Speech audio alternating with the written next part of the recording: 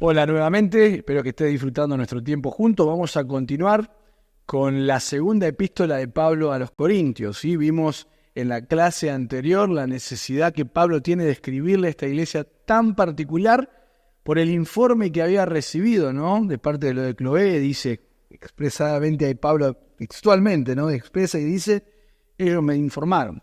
No era una actitud de murmuración la que tenían los de Cloé, sino que le expresaron, Pablo, hay algo que no está bien.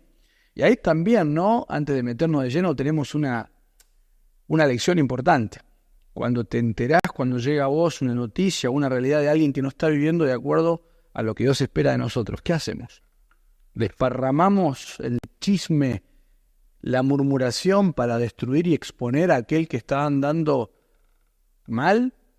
¿O nuestra intención de informarle a alguien espiritual o que tiene relación directa con esa persona por el bienestar de eso, ¿no? El corazón de lo de Cloé era resguardar el buen nombre del Señor, la obra que Dios estaba haciendo, todo el esfuerzo de aquellos que habían fundado la iglesia y que la lideraban y que eran parte.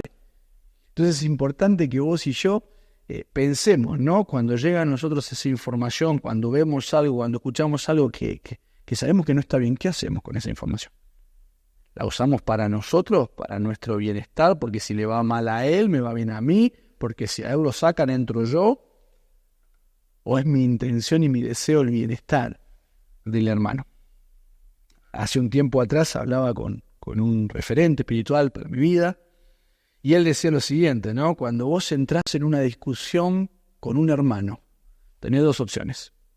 Proponerte ganarle al hermano, muchas veces humillándolo, demostrando cuánto sabés, o ganarlo al hermano, mostrando su condición, pero mostrando que a pesar de eso Dios lo sigue amando, pero no lo quiere así.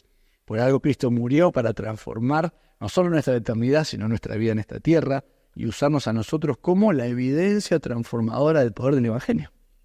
Entonces, ¿cuál es tu deseo? ¿Cuál es tu intención? ¿Qué querés lograr? Eso también se evidencia y tarde o temprano sale a la luz. Entonces nos metemos de lleno en esta segunda epístola de Pablo a los Corintios. ¿Cuál es el tema central? ¿Sí? Vamos a dividirlo o vamos a tomarlo desde el bosquejo que vamos a utilizar, ¿no? Mensaje de consolación. Vas a ver allí, como en el capítulo 1, él usa esta palabra y en reiteradas ocasiones a lo largo de esta epístola, de esta carta, la palabra consolación tiene un lugar preeminente. Y acordate este principio escritural y hermenéutico. Cuando se repite una palabra o un concepto dentro de una carta o del Nuevo Testamento, no es porque el autor se quedó sin inspiración, sino porque la repetición habla de importancia. Entonces se repite un concepto, una idea, una palabra, es porque resalta esa idea como mensaje central, como enseñanza principal, y tenemos que tener en cuenta esa repetición, ¿sí? También la exhortación. El consuelo es para aquel que estaba atravesando un momento difícil. La exhortación es para marcar el error, pero con la buena intención de rescatar, de ganarlo, de volver a ponerlo en su lugar, no solo de condenarlo, no solo de juzgarlo, mucho menos de dejarlo en esa condición. Acuérdate que siempre el propósito de la disciplina es la restauración. Si no, es un solo lado de la moneda y no sirve para nada, ¿no? Y por último también, parte de esto es la vindicación, ¿no? Cuando hablamos de vindicar, hablamos de la defensa. Una vez más, Pablo está vindicando o defendiendo su apostolado, que vamos a ver o tomar como versículo central. Lo mencioné en la clase anterior, 2 Corintios 5:10, dice lo siguiente: porque es necesario que todos comparezcamos ante el tribunal de Cristo. ¿Para qué? ¿Cuál es el propósito de esto? Para que cada uno dé, o reciba, mejor dicho, dé cuenta y reciba según lo que haya hecho mientras estuvo en el cuerpo, sea bueno o sea malo. Acordate, ¿no? No es el momento ahora, lo vamos a ver un poquito más adelante, pero en el tribunal de Cristo, por si no lo sabés, no está en juego la salvación de nadie, sino que esto es un evento que se da después del rapto, mientras en la tierra se desata la tribulación, 3 años y medio de tribulación, 3 años y medio de la gran tribulación. En el cielo la iglesia es purificada mediante el tribunal de Cristo y después se da también las bodas del Cordero. Por eso lo vamos a ir viendo en las próximas clases. Pero en ese tribunal de Cristo la iglesia da cuenta, vos y yo vamos a dar cuenta de lo que hicimos desde que nos encontramos con Cristo en esta tierra hasta que nos encontremos con Cristo en las nubes.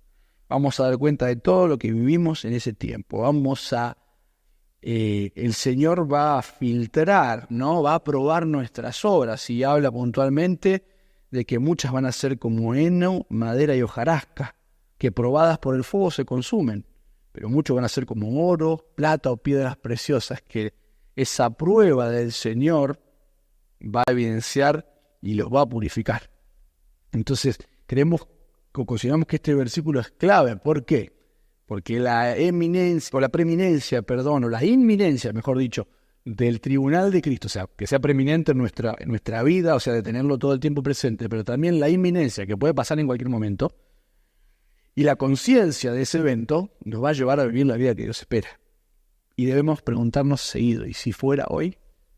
¿Estoy en condiciones? ¿Estoy listo? ¿Deseo que el Señor venga? ¿Puedo decir Maranata, Señor, ven pronto? O decimos, por favor, Señor, todavía no estoy listo, no estoy en condiciones. Vamos a ver algunas de las particularidades que venimos viendo en cada uno de los libros, ¿no? La fecha, muy cerquita, está prácticamente con la primera de las cartas, ¿no? También Pablo escribe allí desde Filipo durante su tercer viaje misionero, tenemos registro de eso en Hechos capítulo 18. Y la ocasión, ¿no? Es que él está contento. ¿Por qué? Porque ellos han tenido han asimilado bien lo que él les ha dicho en la primera carta, pero todavía hay cosas que hay que corregir. No están cumpliendo con compromisos que asumieron, y muchas de las cosas que están viviendo peligran el avance, o hacen peligrar el avance del Evangelio, ¿no? ¿Cuál es el propósito? Lo expresamos de esta forma, ¿no? Expresar su gozo, como dije anteriormente, por la respuesta favorable. Ellos con madurez asumen la exhortación, hacen una introspección, o sea, se miran cómo están, se ven reflejados en la exposición de la palabra de Dios en sus vidas, y deciden cambiar, y están cambiando, y han tomado decisiones, y empezaron a dar pasos que muestran que realmente quieren cambiar, que quieren honrar a Dios con sus decisiones. Pero todavía hay cositas por cumplir. Por ejemplo, ¿no?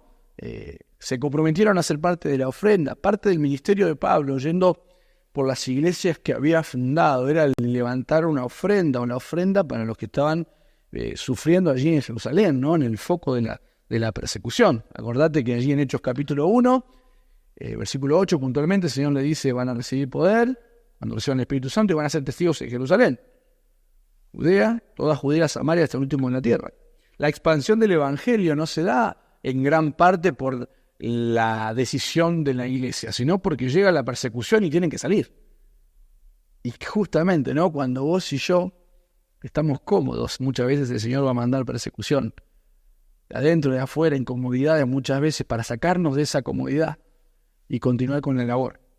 Pero quedó gente allí en Jerusalén, está el foco ahí de la persecución. Entonces, por mantenerse firmes, han perdido su trabajo, han perdido su familia, están en pobreza muchos de ellos.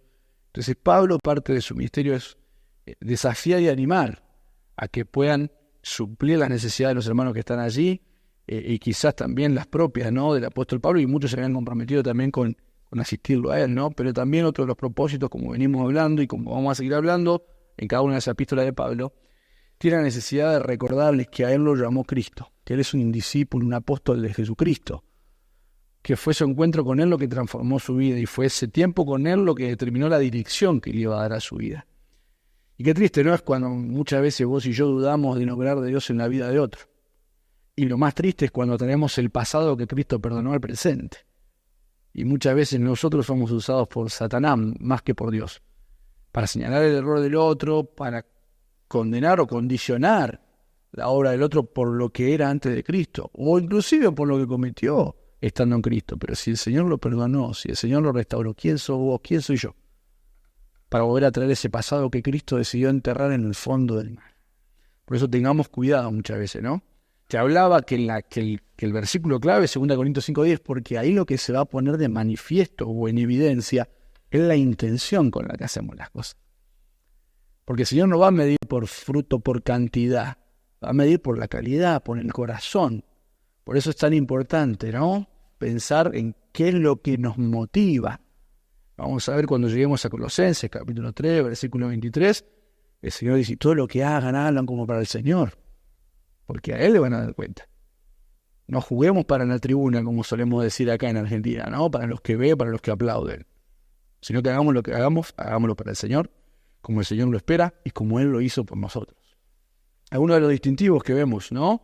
Es una carta más personal que doctrinal. Ya después de haberle escrito y dejarlo bien en claro en la primera carta lo que debían hacer, no, ahora es más personal, es más cómo lo están llevando, cómo lo están haciendo.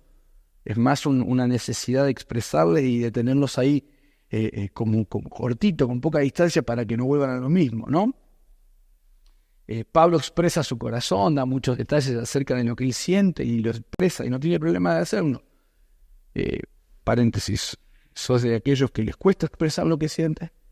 Expresar lo que Dios pone en el corazón y muchas veces no, lo que puedes estar viviendo, no te lo guardes, ni lo bueno para compartir y animar y afirmar a otros, ni las cosas que quizás estás viviendo, que te están limitando a vos y el obrar de Dios en tu vida, ¿no? O sea, también información particular sobre lo que Pablo está haciendo, lo que ha hecho, que no está en ningún otro de los registros del Nuevo Testamento.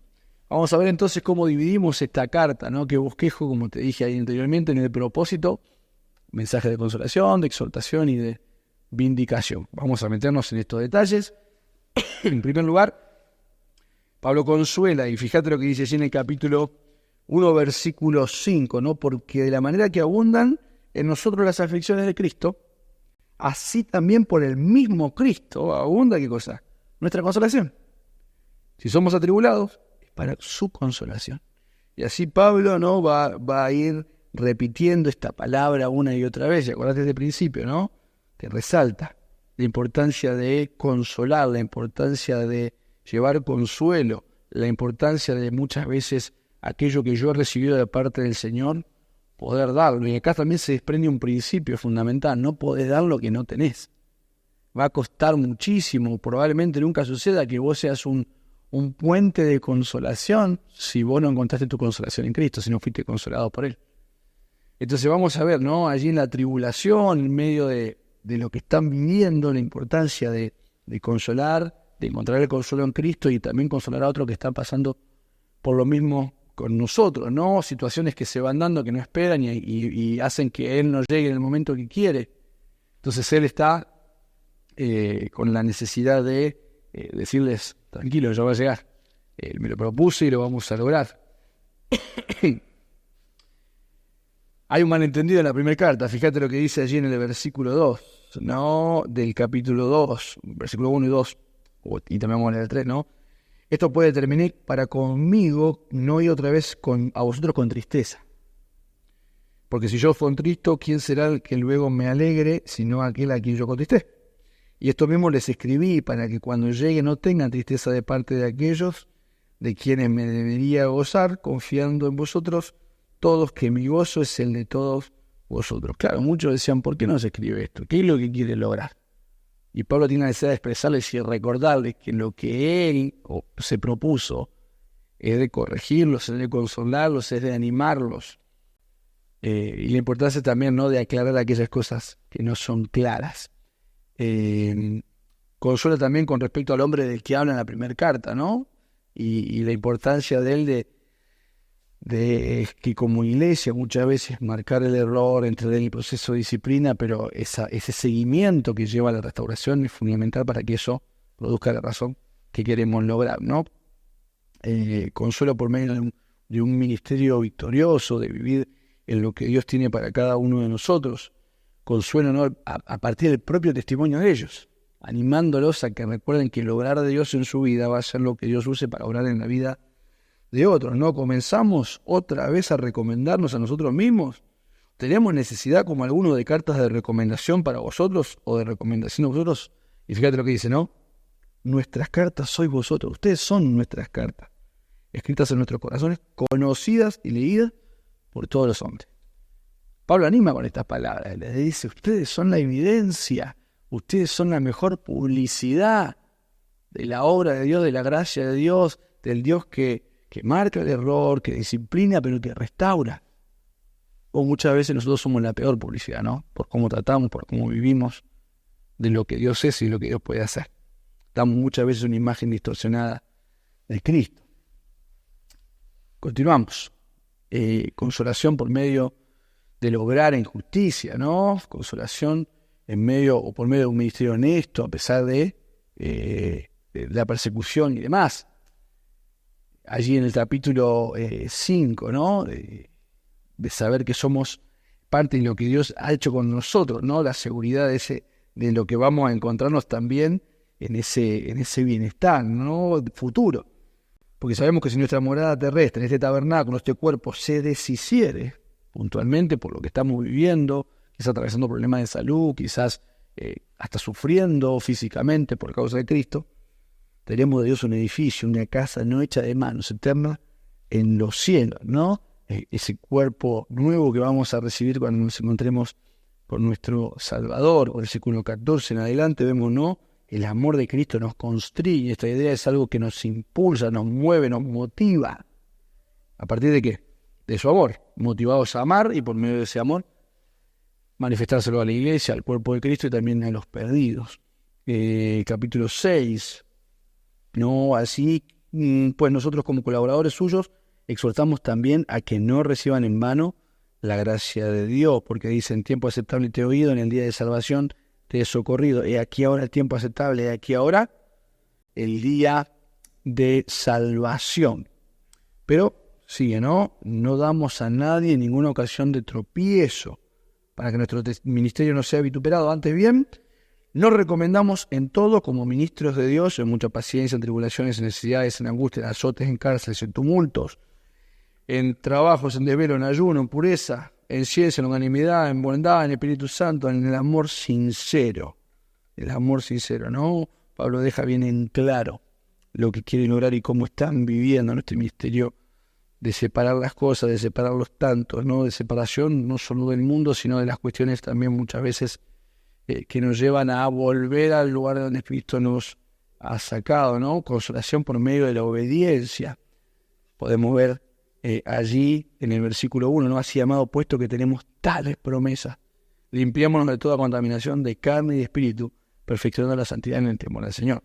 Es lindo saber que cuando obedecemos al Señor van a venir problemas sin lugar a dudas, porque tenemos al infierno en contra, Satanás en contra, el mundo en contra, pero el consuelo que nos da de saber que estamos haciendo lo que Dios nos pide, ¿no? Nos permite ver las cosas con claridad y poner el foco en lo que realmente importa. En segundo lugar, dijimos que el mensaje es un mensaje de exhortación, que señala el error con el propósito de sacarlo de ahí al hermano y volver a encaminarlo.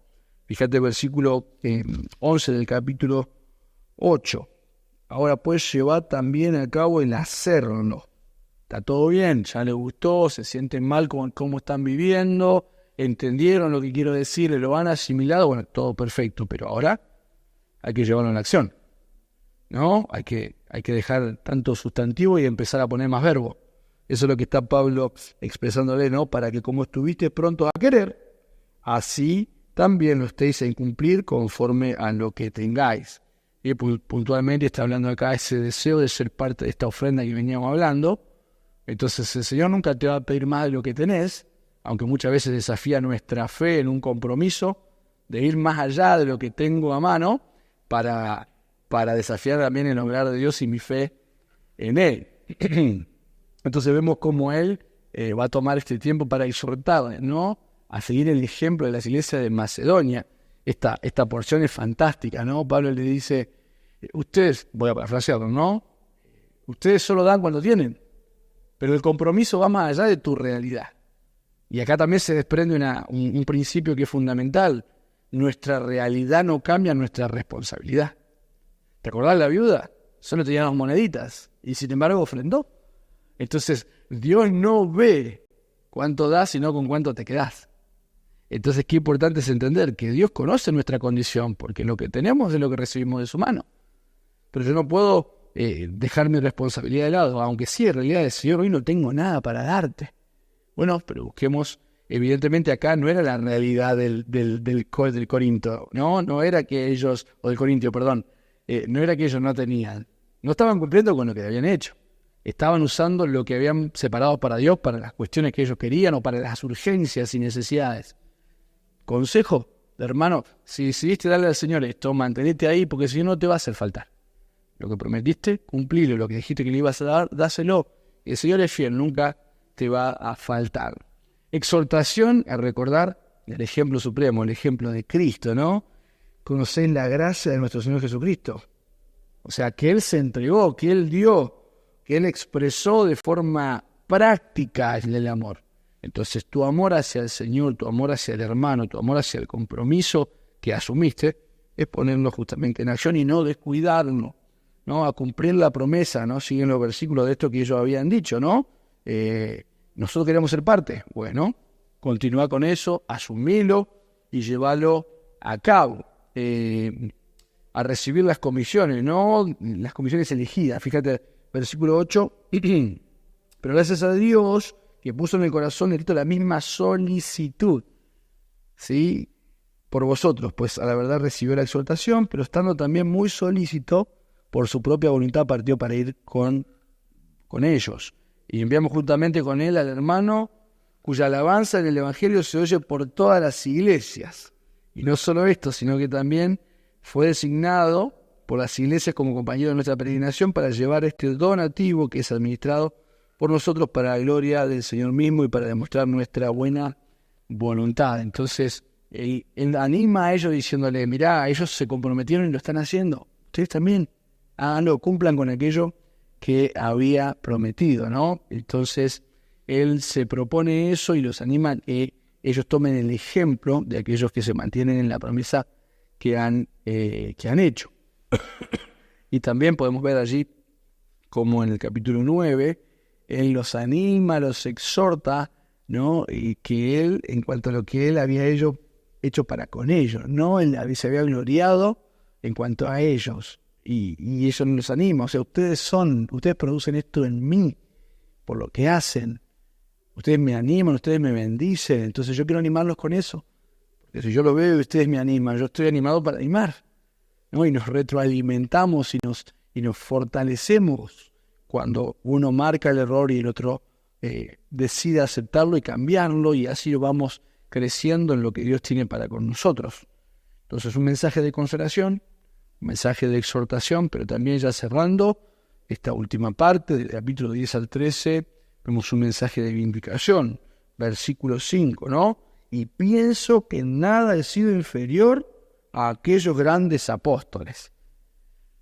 Qué triste, ¿no? Es cuando hay comparación en la iglesia. Quizás hubo una transición de liderazgo, en lo que fuera, y es natural que se compare. Pero la comparación puede ser natural. Lo que no es natural y no es propio de un hijo de Dios es la descalificación.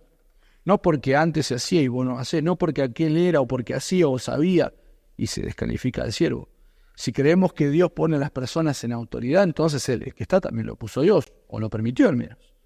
Entonces, Pablo tiene la necesidad, ¿no? Y él, fíjate cómo lo expresa, vas a ver que después en la carta a los Gálatas él hace lo mismo. Y habla de su relación con Juan, con Pedro, con los demás, y dice, yo no soy menor que ellos. Yo no soy menor, yo tuve el mismo encuentro con el mismo Señor, y es el mismo Señor y el mismo Espíritu el que habita en mí. No soy menos, no soy más por lo que hago, yo soy por lo que Cristo ha hecho en mí.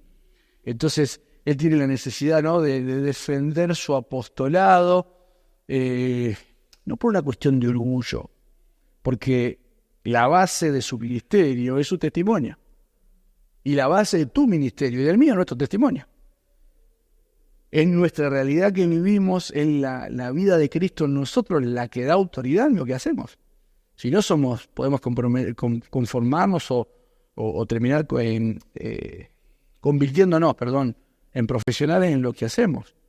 Por la experiencia, porque soy bueno, porque ya sé cómo hacerlo, porque a la gente le gusta y sin depender del Señor, ¿no? Entonces Pablo deja bien en claro que él es un apóstol de Cristo, ¿no? Entonces él también defiende el ministerio por cómo lo ha sostenido, por su fidelidad.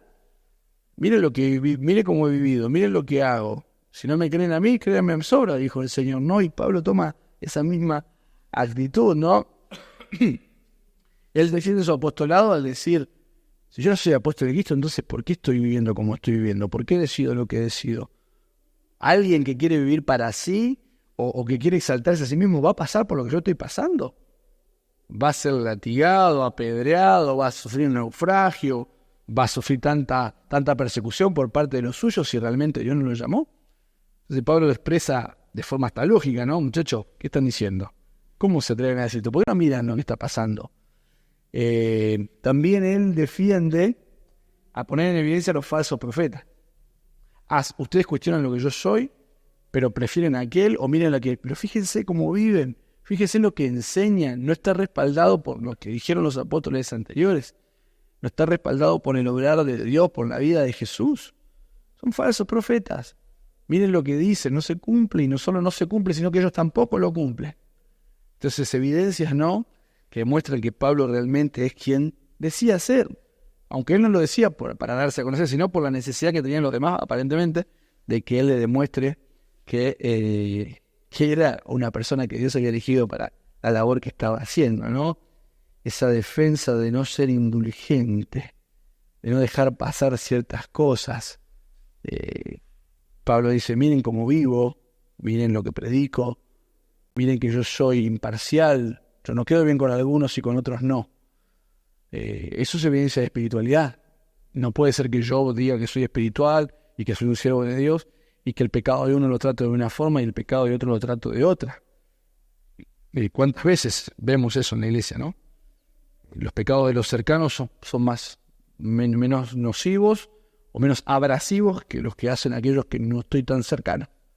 Y debemos ser cuidadosos con eso, ¿no? También vemos que allí en el capítulo 13, acompañadme, vamos a leer que esta defensa, ¿no?, por medio de esta defensa universal, dice, por lo demás, hermanos, tened por sumo gozo, perfeccionados, consolados, sed de un mismo sentir, vivan en paz, y el Dios de paz y de amor estará con vosotros. Ya Pablo entonces va cerrando esta carta, este último tramo. Él tiene necesidad de defender lo que está haciendo, de vindicar su ministerio y su apostolado por medio de todas estas cosas que estamos repasando, ¿no? Pero vamos a ver algunas ideas ya para cerrar, que se enfatizan en tanto en la primera como en la segunda carta de Pablo a los Corintios, ¿no? La naturaleza del Evangelio y el apostolado de Pablo. No predico lo que yo pienso, lo que yo quiero, el Evangelio que yo decido, ¿no? Es el Evangelio de Jesucristo. Y eso es por lo que vivo, y eso es lo que vivo, y eso es lo que transmito. También podemos ver, ¿no?, que tristemente la oposición de Satanás no siempre viene de afuera. Muchas veces viene de adentro. Y es interesante, ¿no?, como aún en el día de hoy, ya hace unos cuantos años, y quizás sí lo podemos ver, pero ahora más puntualmente en estos últimos 2 siglos, como la persecución de la iglesia en el oriente viene desde afuera, pero en occidente, en este lado, muchas veces el ataque de Satanás viene de la misma iglesia, desde adentro, por preferencias, por diferencias, porque siempre se hizo, porque nunca se hizo. Satanás no está contento con lo que está pasando. Satanás no está contento con la obra de Dios, y él va a usar inclusive muchas veces la misma iglesia, los mismos hermanos, para frenar la obra del Señor. Por eso la importancia, como decíamos en la primera carta, ¿no?, la importancia y la necesidad de la espiritualidad, la necesidad de la disciplina y del juicio para traer salud, no para condenar, no para aprovechar el lugar que queda vacante, sino, como decíamos antes, ¿no?, para poner al hermano en su lugar, para volverlo a poner en su lugar, para restaurarlo, para animarlo, para volver a ser útil para el servicio del Señor. La conciencia y la importancia de que todos vamos a dar cuenta. Acordate, ¿no?, el que piensa estar firme, mire que no caiga. No seamos rápidos, no seamos prontos para agarrar la piedra y lanzarla, sino pongámonos en el lugar, seamos empáticos, seamos espirituales, estemos dispuestos a que Dios nos use también para bendecir y consolar a aquel que ha caído. Vemos como que detrás de cada punto hay un fuerte vínculo, ¿no?, de preocupación. Pablo no abusa de su autoridad espiritual o de su posición o de que porque yo fundé la iglesia, ¿no?, sino que expresa, y es evidente, el deseo del bienestar. Es una preocupación paternal, pastoral, que él expresa en cada una de las exhortaciones, en las consolaciones, ¿no?, y la vindicación de su propio ministerio. O sea, él quiere el bienestar de cada uno de los que lo están lastimando, de la iglesia y de la obra del Señor. Y por último vemos, ¿no?, como las cartas nos revelan el carácter personal de él, ¿sí?, como pastor, como consejero, su conocimiento, su celo, ¿no? Así como de la abundancia el corazón expresa la boca, la abundancia de las palabras de Pablo expresadas aquí en letras evidencia su corazón, ¿no? Su deseo, su tolerancia, su paciencia, pero también, ¿no? Sus principios, su integridad, su humildad y su constancia en la obra del Señor. Espero que este tiempo sea y siga siendo desafío para tu vida, que podamos tomar la Biblia como el espejo que Santiago expresa para vernos a nosotros y no abusar de ella como una ventana para mirar a los otros. Espero que Dios siga desafiando tu vida a través de estas clases.